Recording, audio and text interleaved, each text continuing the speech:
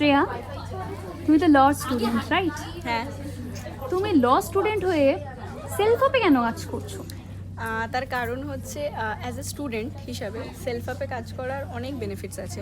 As a student তুমি ঘরে বসে যেমনি অ্যাফিলিয়েট অপশন পাচ্ছ সেলফ আপ থেকে, তার সাথে সাথে কিন্তু ফ্রিল্যান্সিং অপশনসও পাচ্ছ।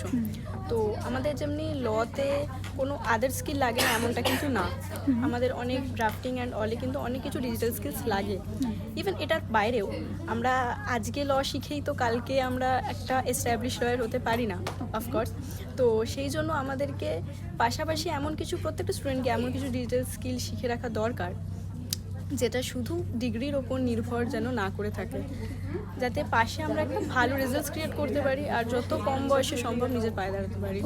পড়াশোনার পাশাপাশি কি দুটো একসাথে কন্টিনিউ করতে পারছো? হ্যাঁ, কারণ সেলফ আপের টাইম খুব ফ্লেক্সিবল, তুমি যখন নিজের মতো টাইম পাবে সেরকম। কারণ আমরা 2 থেকে 3 ঘন্টা এমনি রিলস স্ক্রল করে নষ্ট করি, ফোনে বন্ধু বান্ধবের সাথে গল্প করে নষ্ট করি। তো সেই টাইমটা আমরা একটুখানি যদি ইউটিলাইজ করি, করে যদি আমরা ভালো একটা রেজাল্ট ক্রিয়েট করতে পারি, সো ওয়াই নট। ওকে, তাহলে তুমি এখনো পর্যন্ত সেলফ আপ থেকে কত টাকা কামিয়েছো, আর তার পাশাপাশি কতদিন ধরে কাজ করছো তুমি সেলফ আপে? আমি সেলফ আপে 2.5 মাস হলো কাজ করছি, অ্যান্ড টিল নাও আমি এখান থেকে 44K ইনকাম করে ফেলেছি। বাবা, একজন স্টুডেন্ট হয়ে এতটা রোজগার করতে পেরেছো? হ্যাঁ, অনেকে তো প্রপার স্ক্যামও বলতে পারে। না, এটা যারা স্ক্যাম বলে সেটা পুরোটাই বোকামি বা তারা নিজে করতে পারে না বলে বলে।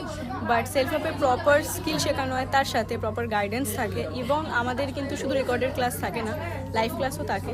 তো তার সাথে সাথে কিন্তু আমরা সেইগুলোর থ্রু থেকে কিন্তু ভালো টাকা ইনকাম করতে পারি। তোমাদের ল স্টুডেন্টদের কি রেকমেন্ড করবে যে এই স্কিলসগুলো শেখার জন্য? অফকোর্স করা উচিত, কারণ আমরা আজকে ডিগ্রি শেষ হয়ে 5 বছর তারপরেই কিন্তু লয়ার হয়ে যেতে পারি না, অনেকটা টাইম লাগে একটা অ্যাডভোকেট হতে বা একটা জায়গায় এস্টাবলিশ হতে। তো অফকোর্স সেই টাইমে তো ফাঁকা বসে থাকা উচিত কোনো স্টুডেন্টেরই না, আমি মনে করি। ডিগ্রির পাশাপাশি কিছু করা উচিত যেটা থেকে সে নিজের পড়াশোনার খরচাই তুলুক না, কি আছে। Thank you Shreya.